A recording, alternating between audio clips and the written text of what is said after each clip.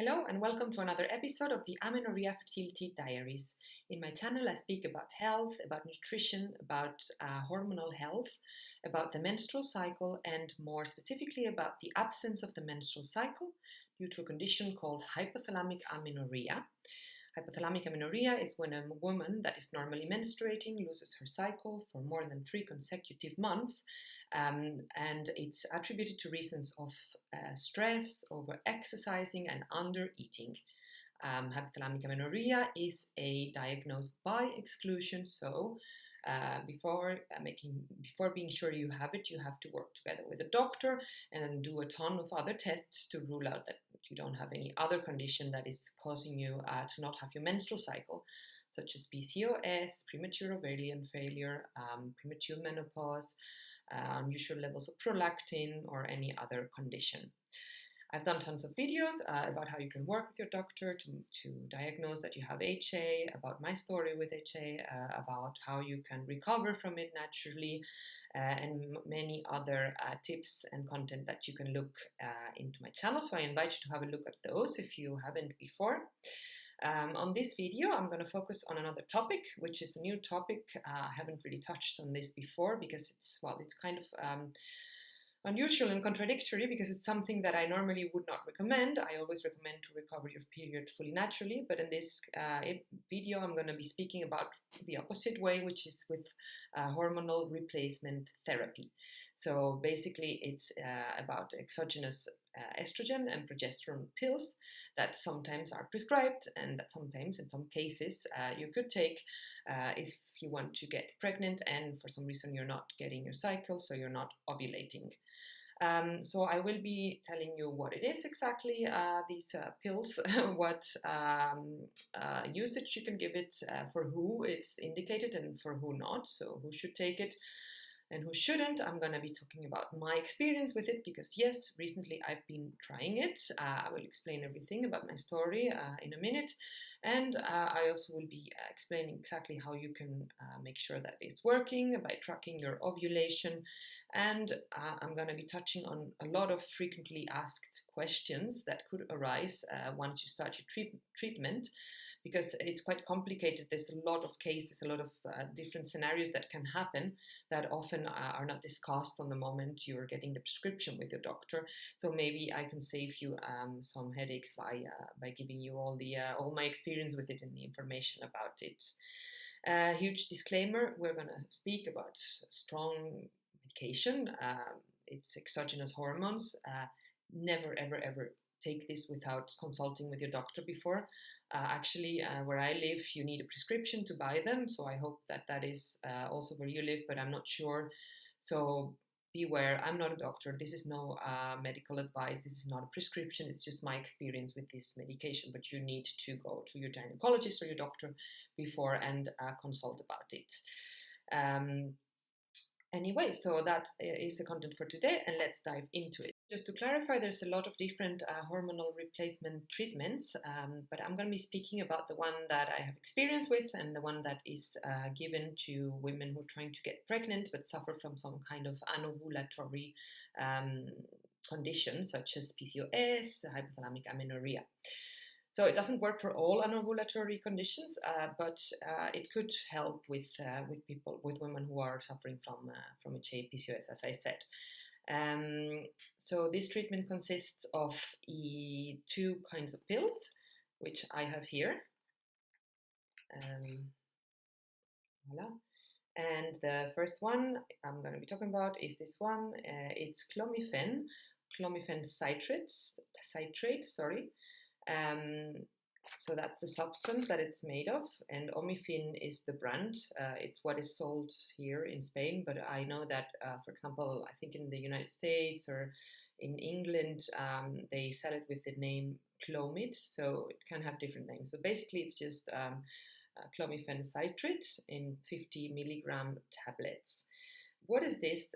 This is medication that some people confuse with exogenous estrogen. Is not really the thing. You don't really take exogenous estrogen like that, but it's a substance that will trick your brain into feeling or thinking that your estrogen levels are going super low like unusually low, and then your pituitary gland is going to start sending signal to the ovaries to produce more estrogen, which will help you develop an egg and release the egg. So it's a stimulation to the ovulation. And then the other pill that you combine it with, always, it's taken together. It's this one. The brand is Progefic in Spanish, but it's basically exogenous progesterone. So in this case, you do take the synthetic progesterone directly. And I've done tons of videos about hormones and the main sexual hormones. As you know, the main sexual hormones are estrogen and progesterone, which together with LH and FSH create the menstrual cycle. And progesterone is the hormone that dominates the second half of the menstrual cycle after the ovulation, and that takes care of the thickening of your uterine lining. It's very important to keep the pregnancy. It's very important for many other things. So these are these are 100 milligram pills. And as I said, this always taken together with the estrogen. So for who would be this medication? Well, this treatment has been existing for a long time, actually, to treat infertility in women. But as I said, it doesn't always work. Actually, it's not really a treatment for HA in itself. So as I've said in many other videos, if you're suffering from HA and you're not having as a goal getting pregnant immediately, then never ever take this, because it doesn't work for that. So there is not, unfortunately, or maybe fortunately, there is not a medical treatment for HA. HA, hypothalamic amenorrhea, is an always reversible condition from the moment you remove the stressor that is creating it. So the lack of enough calories, over-exercising, the stress that you might have, from the moment on you get rid of that and your body feels safe again to ovulate, then you're gonna start ovulating again. If not, it means that you have another condition, maybe some premature ovarian failure or something else. So you need to go to the root of the cause that is causing you not to get your menstrual cycle. So it's not a treatment for HA. But and now I'm going to get into why I decided to take it. If you are, for example, planning on getting pregnant, you have your partner and you're completely ready for it, you've tried before all the other methods that I've been giving you relating to your food intake and your habits and your behaviors that you can do to relax, to eat more, and to give your body the message that it's safe so that it can ovulate. And this hasn't really worked, or you have seen some kind of signs of improvement, but you haven't really gotten a regular menstrual cycle yet, and you have a rushing factor in you, which is my case. I mean, I don't think I'm too old to get children. I'm 32 right now, but yeah, I'm kind of ready. I mean, I would like to have them now. I've been as I said, I recovered from HA before completely naturally, but lately I've been losing my cycle again. So it's not that easy, it keeps on being a work in progress. I know that if I completely leave exercise out and I eat as much as I want and I don't stress, I stop working whatsoever, then I might be able to get my cycle back. But even with my cycle getting back, I haven't been able to get pregnant. So I mean, I would like to have my first child before I'm 35, and my partner is older than me. He is 40 now, so he's not that young either, and we're really, really ready for it. We've tried the other way, and we have the time factor with us. We don't want to wait 2 more years before getting the first baby, so that's why we've decided to try this. So in this case, I've done it, but I'm very, very aware that it's not a treatment for HA, and that in many, many cases it doesn't work for hypothalamic amenorrhea. It's actually a very good treatment for people who have PCOS. Apparently, there's a very big success rate amongst those, because, there's some very good doctors that I follow. One of them is Natalie Crawford, who's a doctor in the United States, a gynecologist, and she puts out loads of super interesting content. I really recommend you to check it out. She unfortunately doesn't spread a lot of content about HA, but she does mention it here and there, and she really very clearly says that this medication won't really work for HA, because even if you're tricking your brain into creating more estrogen, if your brain doesn't know how to handle it and doesn't know how to spread this message correctly, then maybe it won't work. Anyway, it's a complicated matter. It has worked for other people, so I've been trying it, and it has made me ovulate. I'm not pregnant yet, but we are on our 3rd cycle right now, so I still have some hope. So I hope this has clarified that it's not an ideal treatment.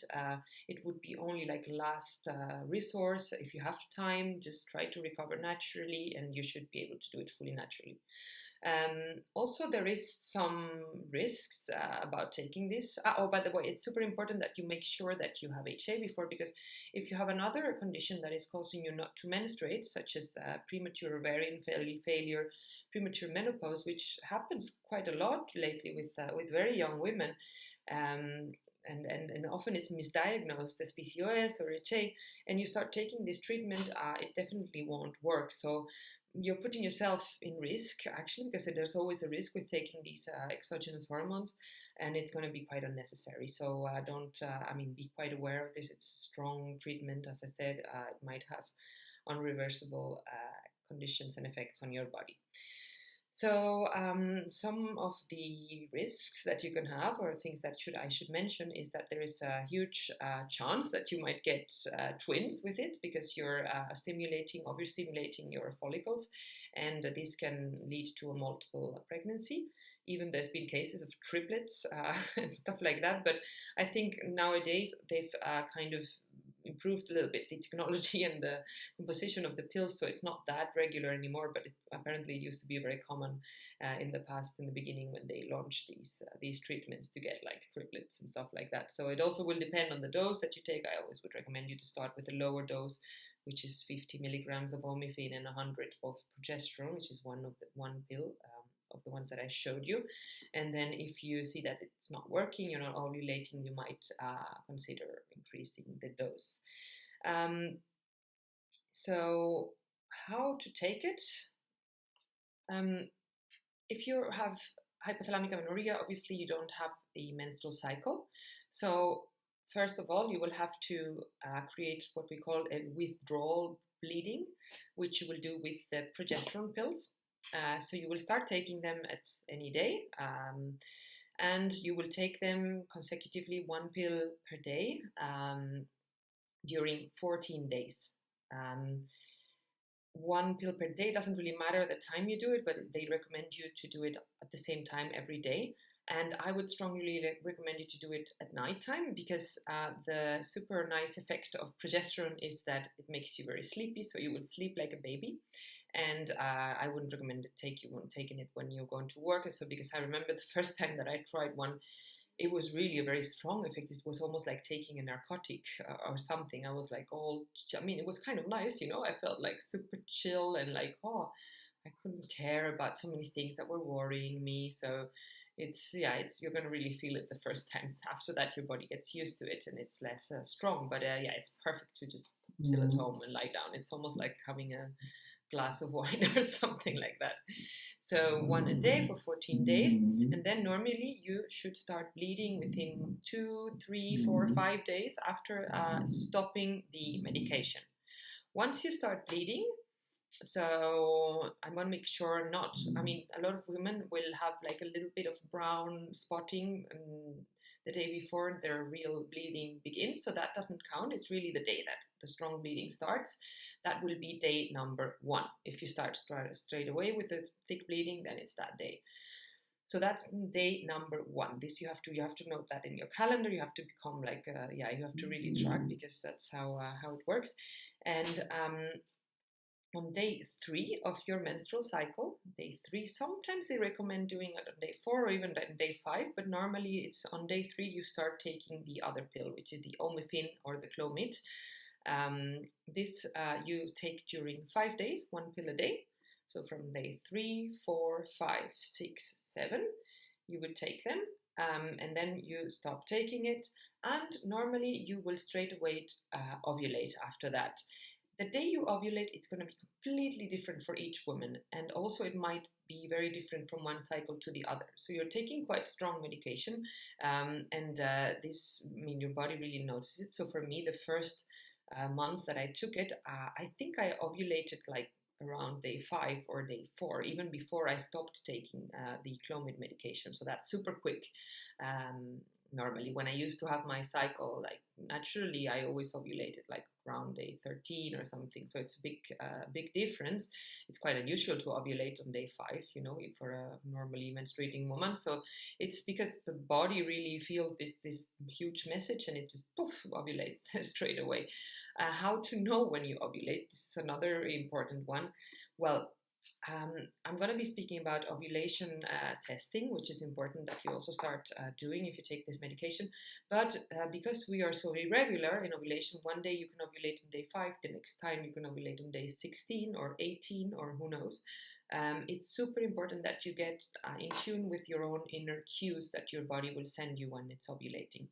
So for each woman it will be different, but for me I really feel it in my breasts. Like my breasts become super sensitive, super tender, super sore. It's also with this medication more than when I'm ovulating naturally. So you have to look for that. Then also your pelvic sensation might tell you something. To me, I really noticed that it's quite swollen. I might notice some cramps on my lower belly, and sometimes my lower back hurts a little bit. It's very similar to premenstrual symptoms, you know, so like just before menstruation, like you might have. So be aware of this. Also, another one, but I've never managed to get completely, I mean, to do it completely like this, because I still find it quite confusing. But another very good sign of ovulation is to test your cervical mucus. So yeah, you have to like go to the bathroom and then wipe it and then look at the consistency. I don't know if but for some people it might be very easy to track like that, or even like taste with your fingers.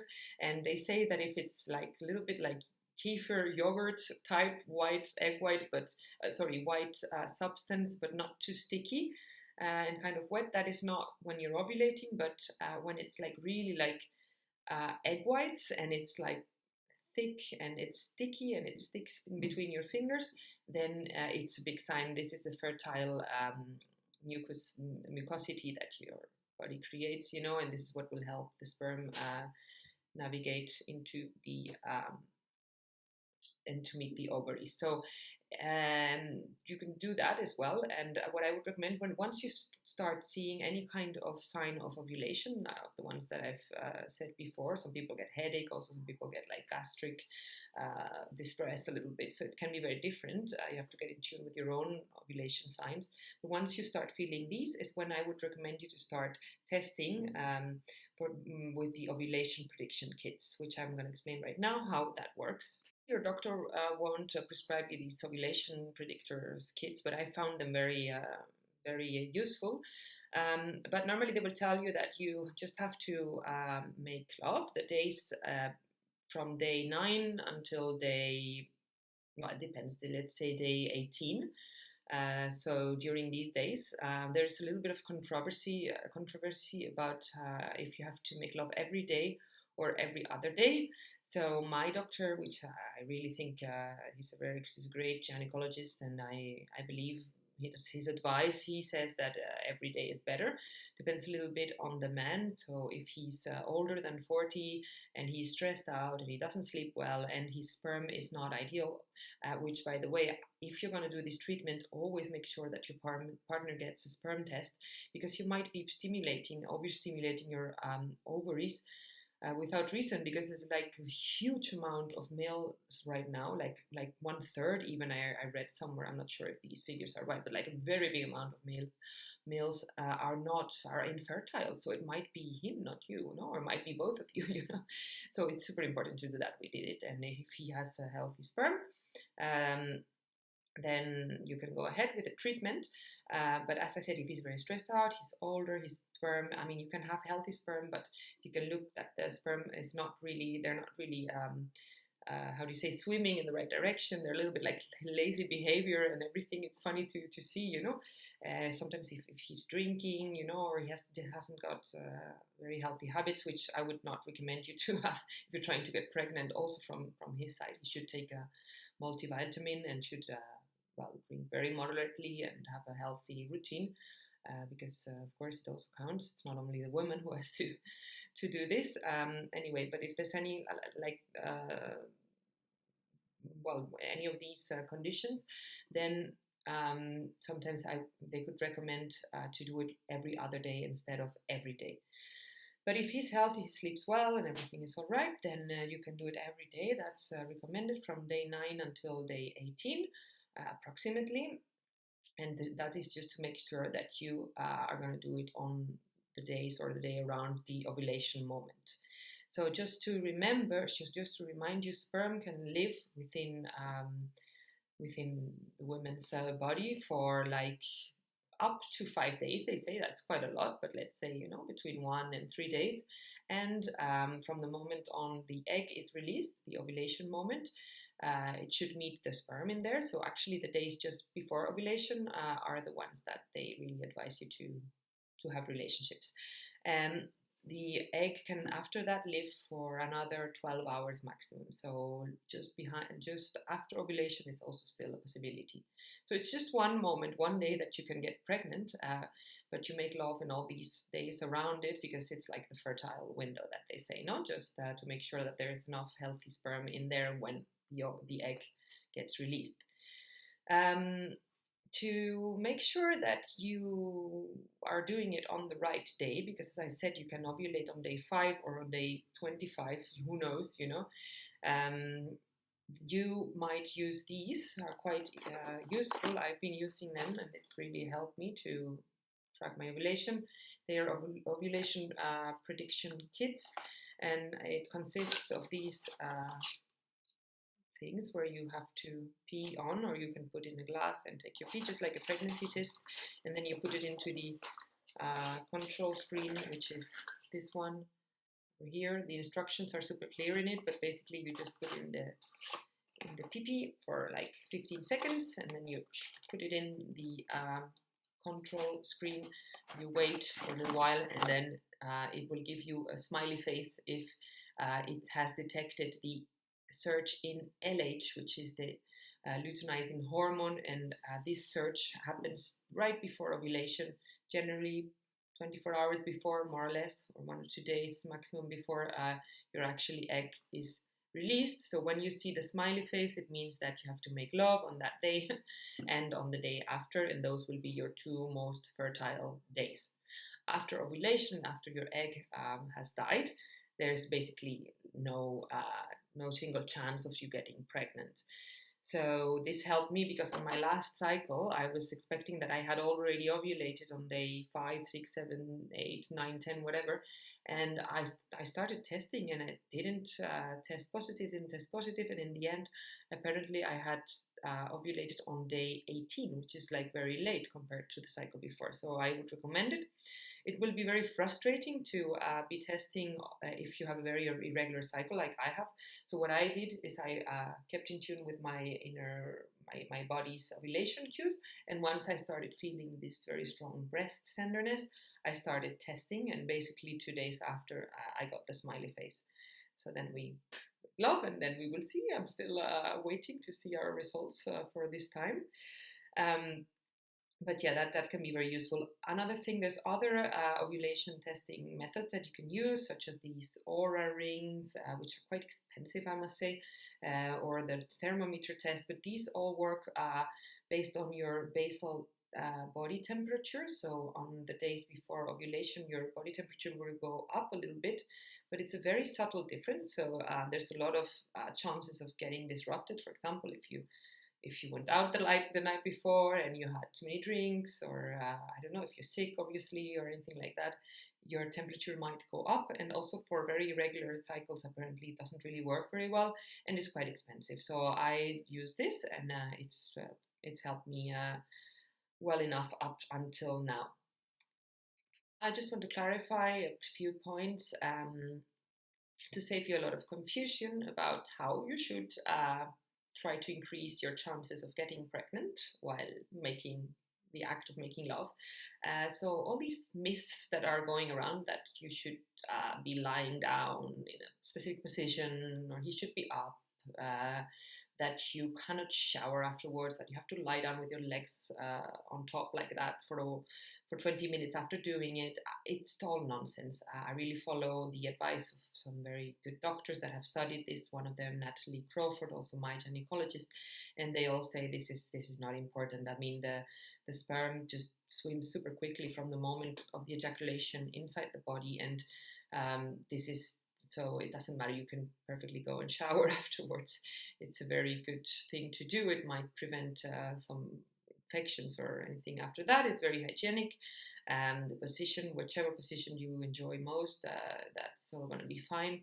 And that lying down with your legs on top, if you like to just chill out and enjoy the moment, then do it. Well, I do it sometimes, but it's not really necessary. So what is really important is that you both enjoy it. And here I especially say for the female, because this cervical mucus that I told you about before has to be there. It's really it's like food for the sperm. It's like it helps the sperm reach its destination quicker. And without it and without enjoying it, it's going to be quite challenging to get pregnant if you're having some difficulties. No, there's people who just get pregnant like that, but I think that's not the case if you're watching this video. So on this subject, there's another test that they will probably recommend you to do before starting the treatment, and it's called a hysterosalpingography. It's very complicated name, hysterosalpingography. You can look it up. It's a little bit of a scary test that they do. You have to go. It's quite difficult. Also, there's not a lot of hospitals that do it. At least here, I have quite a nice private insurance, but it was a huge waiting list, and it's in a radiology where you go and they inject this kind of liquid that gives a contrast, and it will go through your fallopian tubes up until the ovaries, and it will make sure that there's no obstruction of any type there. So sometimes there's tissue growth inside the uterus of a woman, and this, or there might be one of the fallopian tubes might be blocked for some reason, and so that is stopping the sperm to reach the egg. As I said, it's quite a difficult test to get done, but maybe if you're going to do this, you have to make sure that you get all the chances to succeed. So one of the good things about this is that during the test, it might help you de-block any blockage that you might have. But it's quite unusual. If you're a person that does a lot of testing, that is really in tune with her own feelings, probably you won't have it, because this means that, it should cause some discomfort in you. So I don't know, but you might have had an old infection or something, or for some reason that there's some tissue overgrowth there that is not helping you do this. So this is a test that they might ask to do before starting the treatment. They did with me anyhow. So to finalize, I want to touch on a few special cases, special scenarios that I personally went through and that I had to investigate during the treatment, because they give you the instructions, they tell you how to take the treatments, but then you might be reacting in a completely different way. So this might be some useful information for you. Just one more note, this treatment is normally taken for maximum 6 months, so longer would be dangerous because, as I said, there can be an overgrowth. You're stimulating your follicles, so it's really what you're doing. Also, you have to be monitored, so probably your doctor will ask you to go and see him on the second half of your first cycle, to check that you're not overreacting to the treatment, which can be the case. So that's quite dangerous. It can cause cancer and everything. So really take this quite serious. But anyway, one little problem, that first scenario that I had when I started with this treatment, was that I didn't get a withdrawal bleeding after taking the first doses of progesterone. So I took the progesterone during 14 days as recommended by the doctor, hoping to be able to start my omifin on day 3 of the menstrual cycle, but I didn't get a bleeding. So what did I do? I could ring my doctor. Fortunately, I don't know if everybody can do that. And he told me to wait for 10 days in total. If I didn't get any bleeding in those 10 days, then he told me to repeat the same cycle of progesterone, but with a higher dose, so with 2 pills a day. So I did that, and I didn't get bleeding either then. So that means that there was nothing in me, like I hadn't ovulated or anything before. So I was like deep in HA. It's quite common in HA that you wouldn't get a withdrawal bleeding. And then he said, well, you can start with the omifin because you are anyway in a very, low hormonal status right now. So which is what you need to start the treatment. So that can happen. Consult with your doctor before taking the higher dose of progesterone. There might be reasons why you shouldn't do it. So don't do anything without asking your doctor before. Just sharing my own experience. So maybe you are prepared and you can ask the questions up front when you are with the doctor. Secondly, then you start taking the omifin or Clomid for 5 days, always on day 3. So starting on day 3, and you always finish the dose. So even though you're noticing that you're ovulating already before finishing the 5 pills, you take them fully, and that's when you have to be aware of ovulation symptoms, or maybe start testing straight away for your ovulation. Also start making love, as recommended on day 8. Even a little bit before, I would say start on day 6 or so, because as I said, you might be ovulating much earlier than that. And the thing is, before you start taking the progesterone again, which would be on day 15th of your menstrual cycles, from 15th to 28th, so it's another 14 days, you never should take progesterone before you ovulated, because imagine you didn't ovulate and you're just waiting. I don't know, your body is waiting and it will ovulate afterwards, like on day 16 or 18, which happened to me. If you take progesterone before that, you will interrupt the ovulation process. So progesterone only goes up once the egg has been released. So it's very important, never take progesterone before you have ovulated. Then you have to know how do you know if you ovulated? Well, as I said, normally it will give you quite some strong symptoms, especially taking this kind of medication. And you can reestablish it by using the ovulation prediction kits. So once you see that it's had the smiley face, so that's the start of your LH search. After that, you should wait 3 days. Sometimes they say 4 days, and then you start taking the progesterone. So imagine what happened to me was that I didn't ovulate on the 3rd cycle that I was using. I was doing the test, the ovulation test all the time.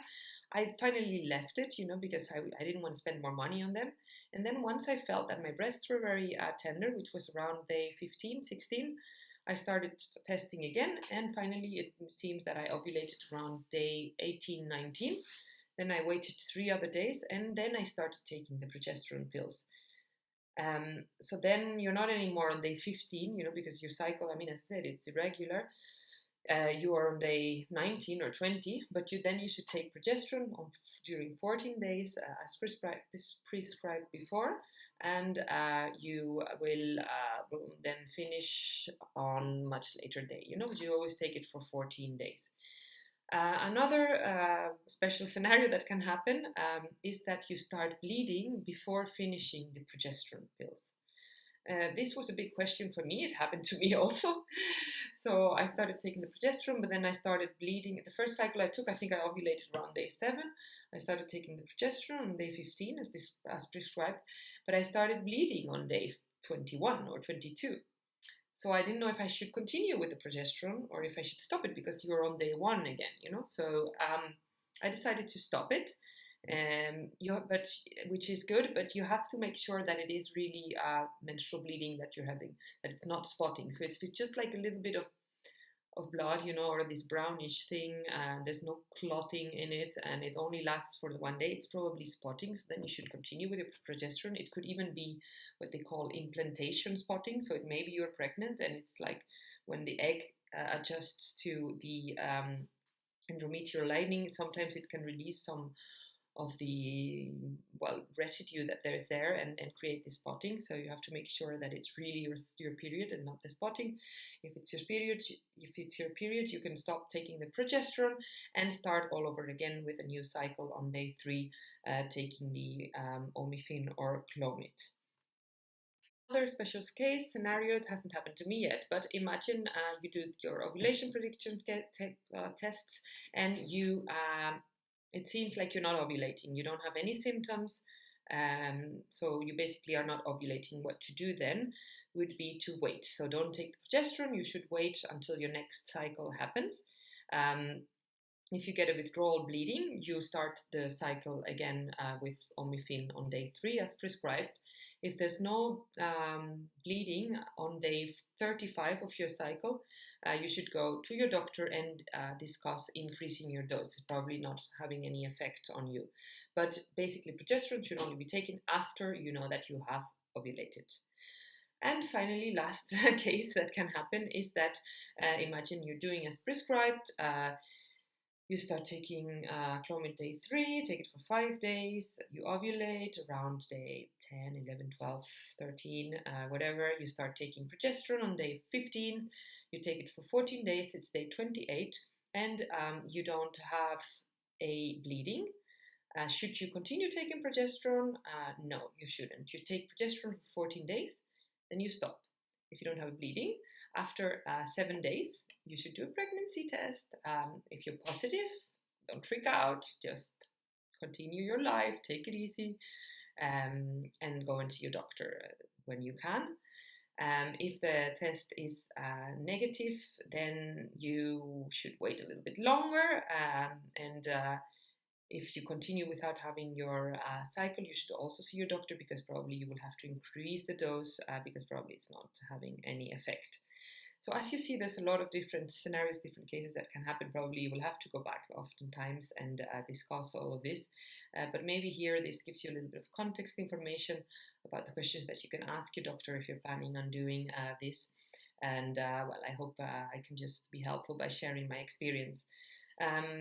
There's other, I mean, if it's not for everyone, as I said, some people might not react. If you've reached your highest allowed dose and you're still not ovulating, it's not helping you get pregnant, then that's it. You have 6 months to do it, and you have to discuss with your doctor again. But there's next steps that you can do. There's injectables that you can take where they really put like gonadotropin releasing hormone directly in your blood. There's a medication called letrozole. You can look it up, which can also help people.